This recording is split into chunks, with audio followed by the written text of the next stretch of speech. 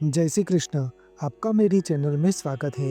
आज हम बात करेंगे गुरु पूर्णिमा के दिन गुरु का महत्व क्या है एवं गुरु पूर्णिमा की कथा और गुरु द्वारा दिए गए गुरु मंत्र के बारे में। आज के दिन गुरु पूर्णिमा का यह पावन पर्व हमें गुरु का महत्व और उनके प्रति समर्पण की याद दिलाता है। गुरु हमारे जीवन में एक महत्वपूर्ण भूमिका निभाते हैं। वह हमें ज्ञान प्रदान करते हैं, हमारा मार्गदर्शन करते हैं और हमें जीवन के सही मार्ग पर चलना सिखाते हैं। हमारे प्राचीन ग्रंथों में गुरु के महत्व का बार बार निरूपण किया गया है। गुरु पूर्णिमा का त्यौहार हमारे गुरुओं के प्रति हमारी श्रद्धा और कृतज्ञता प्रकट करने का एक अमूल्य अवसर है। यह पर्व आषाढ़ मास की शुक्ल पक्ष की पूर्णिमा तिथि के दिन मनाया जाता है। गुरु पूर्णिमा को व्यास पूर्णिमा नाम से भी जाना जाता है। महर्षि वेद व्यास जी ने महाभारत, वेदों और पुराणों सहित कई महत्वपूर्ण धार्मिक ग्रंथों की रचना की थी।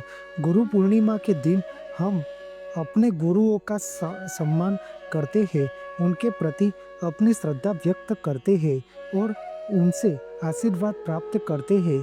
गुरु पूर्णिमा के दिन हम गुरु मंत्रों का जाप करते हैं, गुरु वंदना करते हैं और उनके लिए विशेष पूजा करते हैं।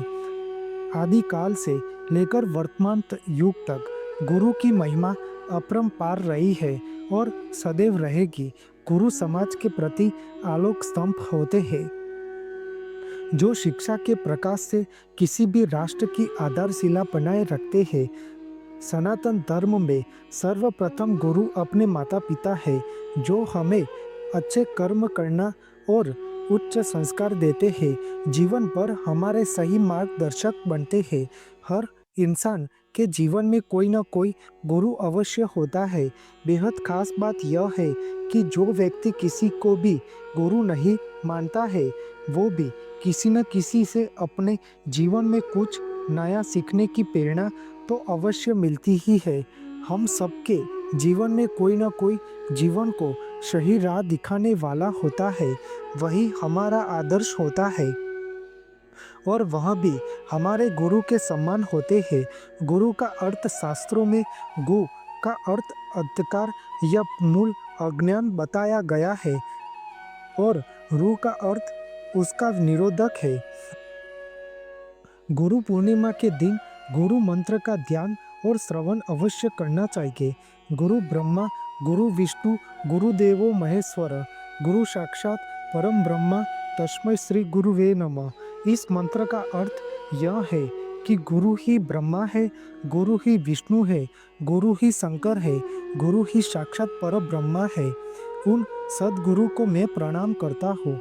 ध्यान का मूल गुरु का स्वरूप है, पूजा का मूल गुरु के चरण है, मंत्र का मूल गुरु के वचन है और मोक्ष प्राप्ति का मूल गुरु की कृपा है। गुरु मंत्र संस्कृत भाषा का एक शक्तिशाली मंत्र, एक आध्यात्मिक मार्गदर्शक माना जाता है, जो भक्तों को आध्यात्मिक वृद्धि और मुक्ति प्राप्त करने में मदद करता है। यह मंत्र गुरु को ब्रह्मा, विष्णु और महेश्वर के अवतार के रूप में मान्यता देता है। यह मंत्र आध्यात्मिक विकास और मुक्ति का एक शक्तिशाली साधन माना जाता है। हम जब किसी को गुरु मानते हैं, तब वह हमें बीज मंत्र कहते हैं। वह हमें गुप्त रखना है और उस मंत्र का ही जाप करना होता है।